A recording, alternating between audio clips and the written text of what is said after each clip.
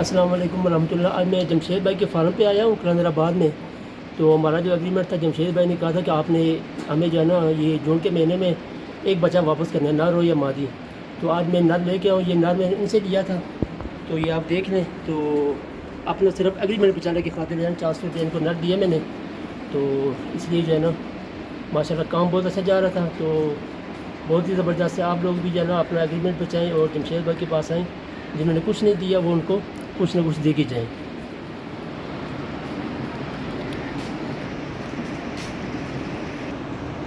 जी दोस्तों, ये वीडियो आई है, मैंने एडिट करके वॉइस रिकॉर्डिंग लगा दी है।